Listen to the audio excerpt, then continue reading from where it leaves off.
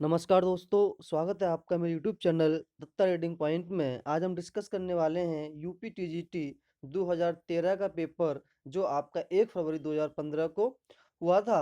देखते हैं कि आपने तैयारी कितनी की हुई है और आप कितने क्वेश्चन अटेम्प्ट कर पाते हैं। कमेंट बॉक्स में लिख के ज़रूर बताएं। अगर किसी भी क्वेश्चन में आपको प्रॉब्लम है तो आप कमेंट बॉक्स में लिख सकते हैं। ये हमारा लास्ट पेपर होगा, प्रीवियस पेपर। इसके बाद हम प्रैक्टिस सेट करेंगे। अगर आप चाहें तो मैं अगर आप कमेंट बॉक्स में लिख सकते हैं, अगर आपको पीजीटी पेपर का करना है तो आप मुझे बता सकते हैं, तो मैं आपको पीजीटी के पेपर भी करा सकता हूँ। तो चलिए शुरू करते हैं। पहला क्वेश्चन है आपका, वोट देने का अधिकार है। आपने लगा लिया होगा, तो आपका सही आंसर है ऑप्शन डी, विधिक अधिकार, लीगल राइट्स। संयुक्त राष्ट्र का कौन सा अंग 1994 से कार्यशील नहीं है? आपके सामने ऑप्शन है, लगा लिया होगा आपने, तो आपका सही आंसर होगा ऑप्शन डी, न्यायिक परिषद। समाजवाद शब्द का प्रयोग सर्वप्रथम निम्नलिखित में से किसने किया था? तो इसका सही आंसर होगा ऑप्शन बी, रॉबर्ट ओवन। राष्ट्रपति के चुनाव में निम्न में कौन भाग नहीं लेता है? तो आपने लगा लिया होगा, तो आपका सही आंसर होगा ऑप्शन डी, विधान परिषद के निर्वाचित सदस्य।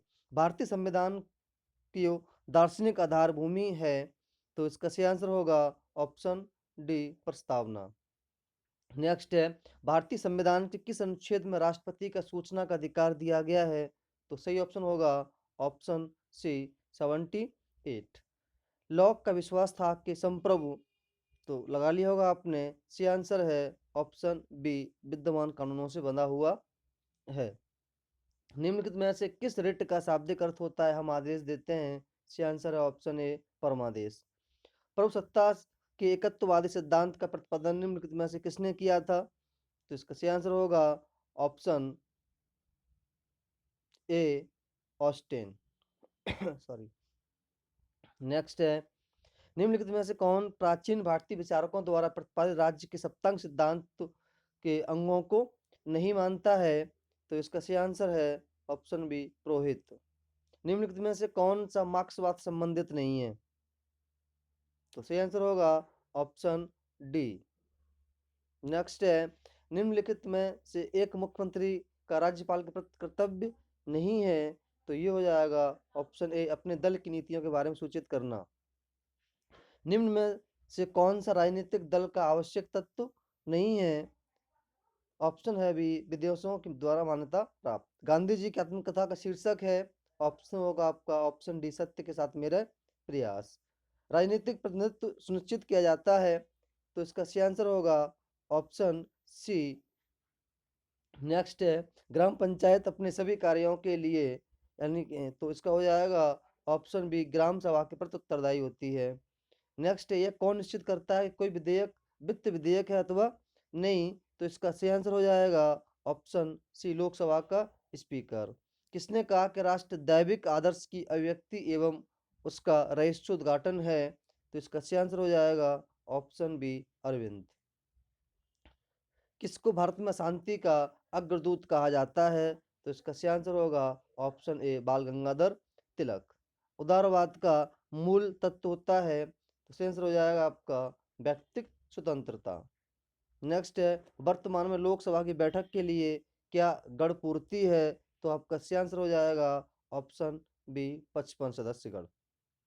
निम्नलिखित में किस अधिकार का वर्णन डॉक्टर भीमराव अम्बेडकर ने संविधान के हृदय की आत्मा के रूप में कहा है? तो आपका सही आंसर हो जाएगा ऑप्शन डी, संविधानों का औपचारिक अधिकार। संप्रभुता एक विशिष्टता है? तो इसका सही आंसर हो जाएगा ऑप्शन बी, राज्य। संविधान के कौन से अनुच्छेद में यह प्रदान किया गया है कि नीति के निर्देशक तत्वों का न्यायालय में नहीं ले जा सकता है? तो इसका सही आंसर होगा ऑप्शन बी, 37।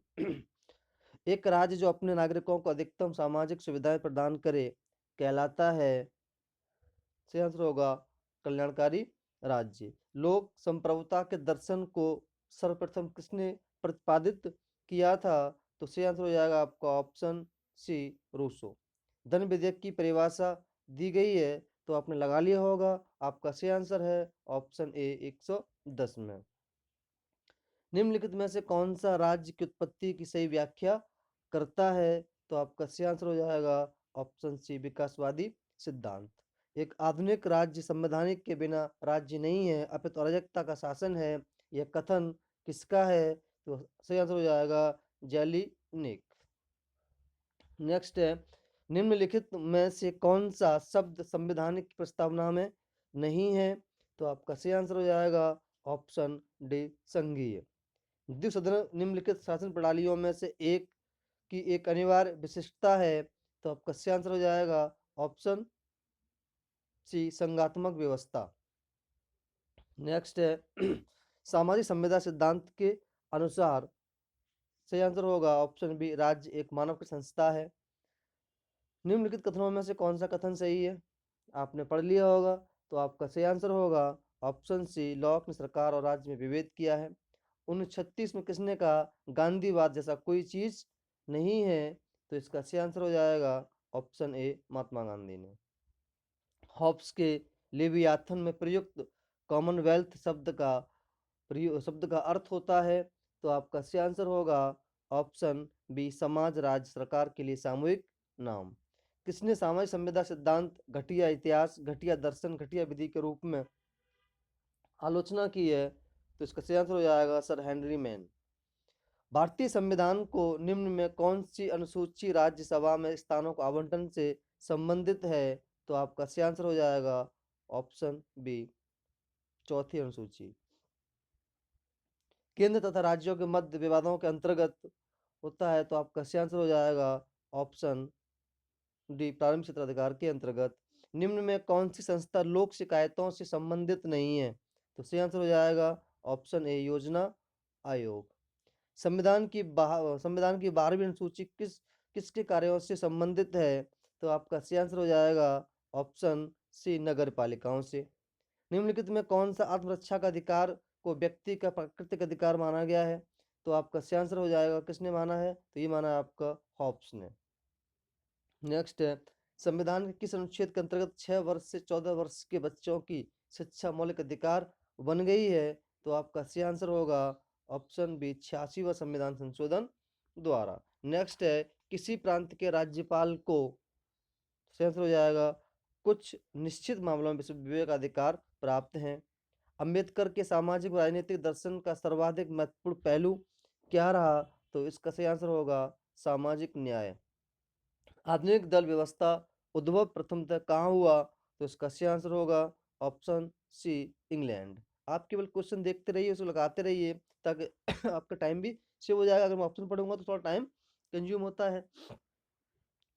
तो यहाँ देखते हैं निम्नलिखित में से कौन एक राज्य के नीति निर्देशन तत्वों में सम्मिलित नहीं है? तो आपने लगा लिया होगा। तो आपका सही आंसर है ऑप्शन ए धर्म को आबाद रूप में मानने आचरण करने की स्वतंत्रता।